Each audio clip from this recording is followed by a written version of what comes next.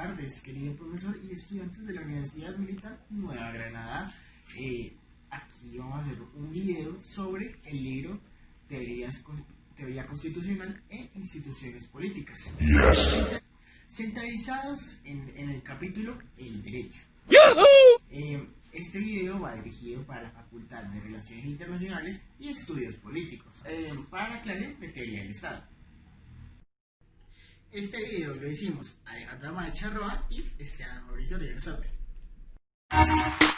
Comenzando pues con este capítulo, hay 4 temas centrales que los iremos mencionando a lo largo del libro. Comenzamos con el primer tema que es el derecho.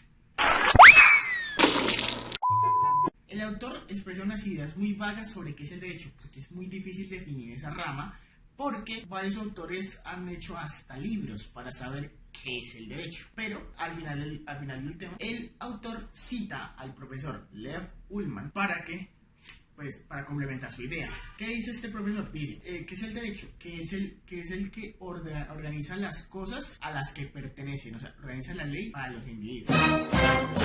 En el capítulo también dice que nadie puede definir el derecho per se, o sea, como lo que es. Hay distintas formas de entender el derecho, como lo vimos anteriormente. Entonces, el profesor Lev Ullmann concluye diciendo que el derecho es un conjunto de reglas para la sociedad y cada una de ellas tiene su ley para que no se desorganicen las cosas que tienen los individuos en esa sociedad. El autor Edgar von der Heimer básicamente expresa el derecho como el centro entre la anarquía y el despotismo. ¿Cómo así? El derecho lo que hace es, para no caer en una sociedad anárquica, es que limita las leyes del individuo, básicamente a las libertades del individuo. Es básicamente lo que el profesor Lev Ullmann se condiciona como reglas de conducta. A no caer en un estado despotista, se centran en también limitar las prioridades y beneficios del gobierno. El primer subtema de este capítulo era qué son las diversas opiniones o definiciones sobre el derecho como ciencia. Básicamente, para la creación del derecho, Ulpiano creó los 3 preceptos clásicos del derecho, que son: número 1, vivir bien; número 2, no dañar al otro; y número 3, dar a cada uno lo suyo. Se basó básicamente Ulpiano en Celso para dar su definición del derecho, como el arte de dar lo bueno y el equitativo. Otro autor, como Santo Tomás de Aquino, ha definido a la ciencia del derecho como el orden de la razón o del bien común, y que es promulgada por el gobierno. Y un autor más cercano a estas épocas, por decir así, es Norberto Bobbio, que define a la ciencia del derecho como un orden entre reglas de conducta y normas para la subsistencia de la comunidad frente a la convivencia de la misma. El siguiente subtema es el derecho como regla de conducta. Hubo varios autores que definieron este tema, pero el más exacto fue Norberto Bobbio, diciendo la siguiente cita: para garantizar la experiencia jurídica es importante reaprender los rasgos característicos del derecho, y que el derecho es un conjunto de normas y de reglas de conducta. Obvio. El autor define básicamente este subtema diciendo que es lo correcto, ajustado a la regla tanto en lo físico como en lo moral. El tercer subtema, este tema central, es la regla jurídica y otras reglas de conducta. El libro define este subtema como de la regla de conducta. Nos referimos a la regla jurídica, que está básicamente cohesionada con la moral de la religión, la moral del individuo y la ética. Y si algún individuo llega a infringir esta moral, entonces tendrá que ser enjuiciado y abstenerse a las consecuencias en caso de que lo haya hecho. Existe un conflicto entre la religión, la moral y el derecho. ¿Por qué? Porque se cree que la religión y la moral son lo bueno y el derecho es lo justo. El segundo tema central es el derecho natural y el derecho positivo. Básicamente, el libro define el derecho natural como aquel conjunto que tiene los principios fundamentales para la vida del individuo, de la naturaleza del hombre, y son universales y permanentes. Se basa en la teoría del derecho natural. Esta se basa en que hay un derecho antes de la formación del Estado. Eso quiere decir que se logra que hay un cuerpo de reglas analizando desde la perspectiva de la naturaleza humana. Unos ejemplos de este pueden ser el derecho a la vida, el derecho a la libertad y por último el derecho a la formación de la familia.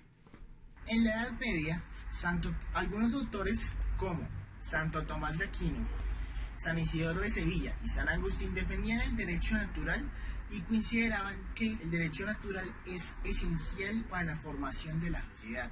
Y puede decir que tuvieron razón en unas cositas, como la organización de la sociedad y la defensa de la personalidad humana. Por último, el derecho positivo es básicamente lo que es las leyes creadas por el hombre o que son creadas en un gobierno. Estas leyes son aprobadas y promulgadas por un legislador que básicamente son de carácter, esas leyes son de carácter gubernamental, o sea, son generales y obligatorias y pueden ser cambiadas a petición del gobierno o también pueden ser derogadas por este. El sistema central es básicamente el derecho objetivo y el derecho subjetivo. Y empezamos este tema con una cita que hace el profesor Carlos Corso. Este define el derecho objetivo como el igual a la norma jurídica y al derecho subjetivo al igual a la facultad jurídica. La forma jurídica es básicamente el ordenamiento, lo establecido en el ordenamiento jurídico, que se devuelve tácitamente en regla de conducta o forma de conducta. La facultad jurídica es la pretensión jurídicamente válida a alguien que quiere interponerse frente a la conducta ajena. El último tema central es el derecho público y el derecho privado.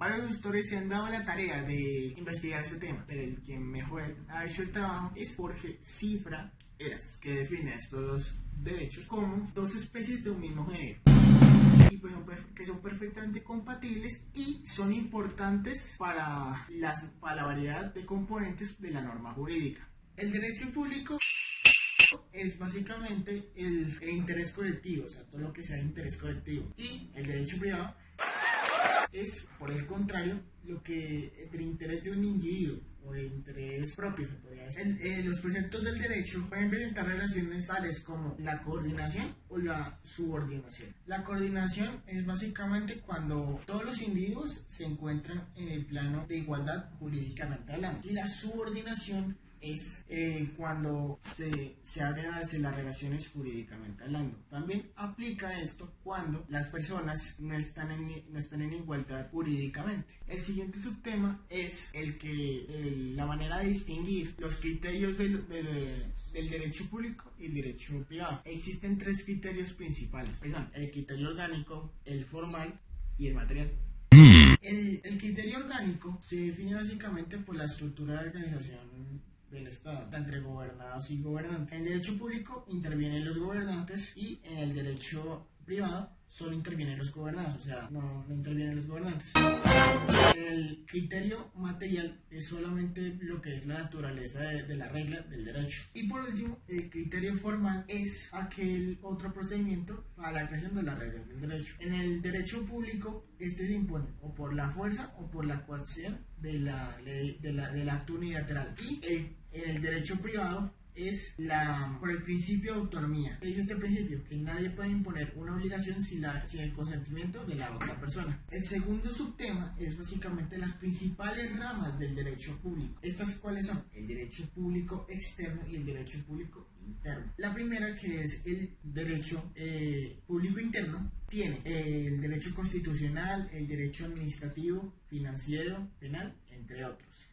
Y la segunda, que es el derecho público externo, tiene el derecho internacional privado y el público. También existe el derecho mixto, formulado por el profesor Paul Robier. El profesor francés propone que el derecho mixto tiene el derecho público y el derecho privado, y básicamente también comprende entre ellos los derechos comerciales, obreros, rurales, penales y internacionales privados.